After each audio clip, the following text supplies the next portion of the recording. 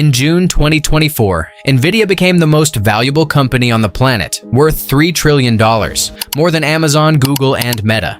Its founder owns a leather jacket and roughly 3.5% of the company. He is worth more than $140 billion.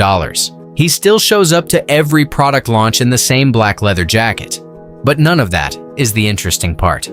The interesting part is that this empire began with $40,000 and a booth at a Denny's diner.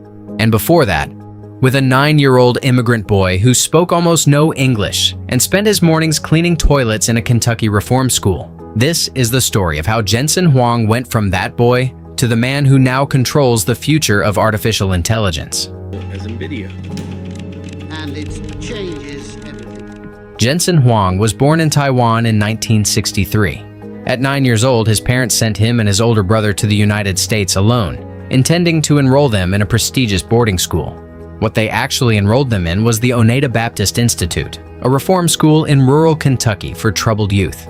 Jensen spent 2 years there, cleaning toilets every morning, surrounded by older students who bullied him daily and spoke to him in racial slurs. He had no one to call. He didn't share a language with most of the other kids. He didn't break. He adapted. His 17-year-old roommate couldn't read. Jensen taught him. The roommate taught Jensen how to bench press, says everything you need to know about how Jensen Huang operates under pressure. Jensen worked at Denny's as a busboy and waiter starting at 15, studied electrical engineering at Oregon State, got his master's at Stanford, worked at AMD, then LSI Logic, where he became a director before 30. In 1993, he sat down at a Denny's in East San Jose with 2 engineers, Chris Malachowski and Curtis Preem, and they decided to build a graphics chip company with $40,000. Jensen was 30 years old. He described the odds of success as approximately 0. They were nearly right. Their first chip, the NV1, released in 1995, was dead on arrival. Nvidia had bet on a rendering technology called quadratic geometry. Microsoft's DirectX standardized something different. The industry followed Microsoft. Nvidia didn't. Sales stopped. The money ran out. The company came within weeks of missing payroll. Jensen called in every favor he had. He secured emergency investment. Then he did something most founders can't do. He admitted the entire architecture was wrong and scrapped it completely. In 1997, Nvidia released the Riva 128, rebuilt from the ground up, DirectX compatible, fast. The market responded. The company survived. But survival wasn't what Jensen was after. He was already thinking about something the rest of the industry wouldn't understand for another 15 years. And that gap between what Jensen saw and what everyone else could see is where the real story begins. In 2006, Jensen made a decision that made almost no business sense. Nvidia was doing well. The gaming GPU market was growing. The GeForce line was dominant. Analysts were happy. Revenue was rising. Jensen took a significant chunk of that revenue and funded a software platform called CUDA, the Compute Unified Device Architecture, a tool that would allow NVIDIA GPUs to run any kind of parallel computation, not just graphics, anything. The problem? Nobody was asking for this. There was no market. GPU computing was hard to program. The potential customers, scientists, researchers, engineers were perfectly content using CPUs. On every earnings call, Jensen would talk about the future of GPU computing, and the analysts would nod politely and ask about gaming. He funded it anyway. For 6 years, with no clear payoff in sight. His logic was almost philosophical. A GPU is a machine that does millions of simultaneous calculations. Matrix multiplication, the fundamental math underneath physics, statistics, signal processing, is exactly that. The world will eventually need what this chip does. Build the platform now. They will come. For 6 years, almost nobody came. Then came 2012. 2 graduate students at the University of Toronto, Alex Krzyzewski and Ilya Sutskever, working under Professor Jeffrey Hinton, bought 2 NVIDIA GTX 580 gaming cards. They trained a neural network called AlexNet on over 1 million images. They trained it in a bedroom. AlexNet entered the ImageNet competition. The second-place system achieved a 26.2% error rate. AlexNet, 15.3%, more than 10 points better. The gap was so large, experts suspected cheating. It wasn't cheating, it was CUDA. Hinton called it a Big Bang moment. Within 2 years, every serious AI lab in the world was running on Nvidia hardware, and Jensen sent a message to his entire company. We are no longer a gaming chip company. We are an AI computing platform. Everything we do revolves around that, starting now. But here is what most people still miss about this story. Nvidia's advantage wasn't just the chip, it was everything built around the chip. CUDA, QDNN, the deep learning library baked directly into Nvidia's hardware. NVLink, the interconnect that lets thousands of GPUs share memory at scale. Thousands of research papers written on CUDA. Hundreds of thousands of engineers trained on it. Switching away from Nvidia doesn't mean buying a competitor's chip. It means rebuilding your entire software stack from scratch, retraining your engineers, losing months, sometimes years, of work.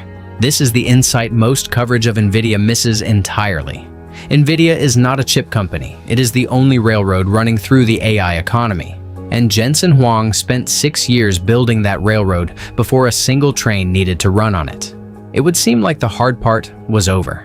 It wasn't. After AlexNet, the demand wave was slow at first, then violent.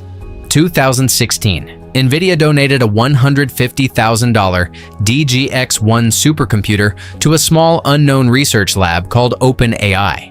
Nobody noticed much. OpenAI was a non-profit at the time. Jensen called it a gift to science. 6 years later, that same research lab released ChatGPT, and the world lost its mind. Every major technology company, Google, Microsoft, Meta, Amazon, suddenly needed to train massive AI models. Training massive AI models required thousands of GPUs, running simultaneously, doing exactly what Jensen Huang had been describing since 2006. There was only one company with the hardware, the software, and the ecosystem ready for that demand: Nvidia. The H100 GPU, Nvidia's flagship AI chip going into 2024, costs approximately $3,000 to $4,000 to manufacture. It sells for $25,000 to $40,000. That is a 10 times markup on the most sought-after piece of technology on the planet, and demand still outstripped supply by months. Data center revenue, almost entirely AI chip sales, hit $30 billion in a single quarter. Free cash flow for fiscal year 2025, $60 billion. That is more profit per year than most governments collect in taxes. Market share in AI accelerators, somewhere between 80 and 92%. Not because competitors don't exist, AMD is pushing hard.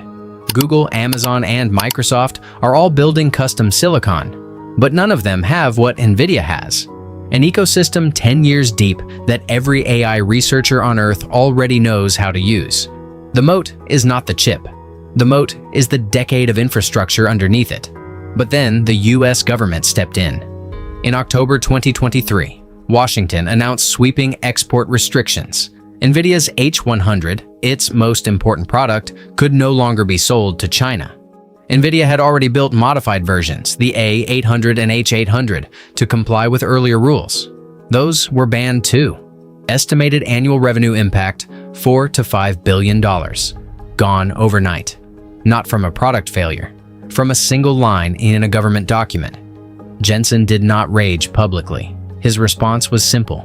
We'll build what we're allowed to build and sell it where we're allowed to sell it. And he pivoted to sovereign AI.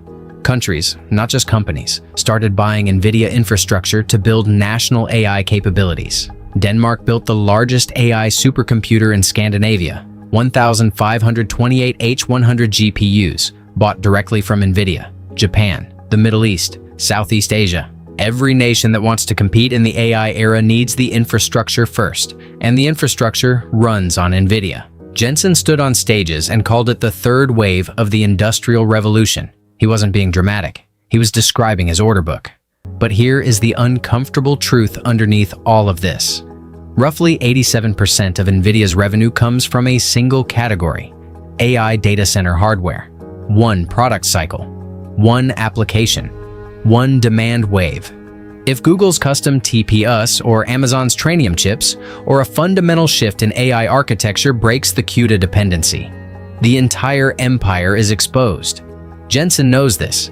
He has always known this, which is why, even now, even at $3 trillion, he still repeats the same line he's been saying since the NV1 nearly killed the company in 1995. Nvidia is always 30 days from going out of business. That is not humility for an interview. That is the operating system of a man who has been inches from failure before and refused to forget what that felt like. And it is exactly why he is already building the next thing. Here is where the story stops being history and starts being a bet on the next 20 years. Jensen Huang believes that AI is not one revolution, it is three. The first was software AI, language models, image recognition, the ChatGPT moment. That wave has already broken. Nvidia rode it from a $20 billion company to a $3 trillion one. The second wave is physical AI. Robots, autonomous vehicles, industrial automation. Machines that don't just process language, machines that perceive the physical world and act inside it. Jensen calls this the biggest industrial revolution in human history. Nvidia is not building the robots, they are building the operating system for the robotic age. The Isaac platform is Nvidia's full software and simulation stack for physical AI. It allows engineers to train robots in virtual environments, simulating warehouses, factories, surgical suites before a single physical prototype is built. The same way game developers use game engines to build worlds before anyone plays them. Alongside Isaac sits Nvidia Omniverse, a platform for building digital twins of physical systems. Not pretty visualizations. Exact, physics-accurate simulations. BMW uses it to design factories. Logistics companies use it to optimize fulfillment centers. Telecommunications firms use it to plan network infrastructure. The idea: simulate the real world perfectly, optimize it digitally, then build it once. The third wave is sovereign AI, and this one might be the largest of all. Jensen's argument is straightforward. Every country that wants to compete economically in the next 50 years needs its own AI infrastructure, its own data, its own models, its own compute, not rented from an American tech giant, owned, domestically operated, nationally controlled. Nvidia is positioning itself as the builder of that infrastructure for every nation on Earth, not just a supplier, a strategic partner. The company that helps governments enter the AI era, the same way power grids helped countries enter the industrial era. If Jensen is right, and his track record of being right when nobody else is, demands the question be taken seriously, then the current $3 trillion valuation is not the ceiling. 30 years ago, a 9-year-old boy cleaned toilets in Kentucky and didn't quit. At 15, he waited tables at Denny's and studied when the shift ended. At 30, he founded a company with a $40,000 budget and approximately zero chance of success. His first product failed. His company nearly died. He rebuilt it from scratch. Then he spent 6 years funding a platform for a market that didn't exist, and waited. The world finally showed up. What Jensen Huang built is not just a chip company or even an AI platform. It is proof that the most dangerous person in any industry is the one who can see 20 years ahead and has the discipline to build for it before the rest of the world knows they need it. Today, Nvidia employs over 29,000 people. Jensen Huang is 62 years old and shows no sign of slowing down. He still presents for hours at product launches, still wears the leather jacket, still says the company is 30 days from failure, even as it prints $60 billion a year. The legacy, if you want to name it simply, Jensen Huang proved that the most powerful thing in technology is not the product you ship today. It is the platform you build for a future nobody else believes in yet. He waited 6 years for the world to need CUDA. The world showed up.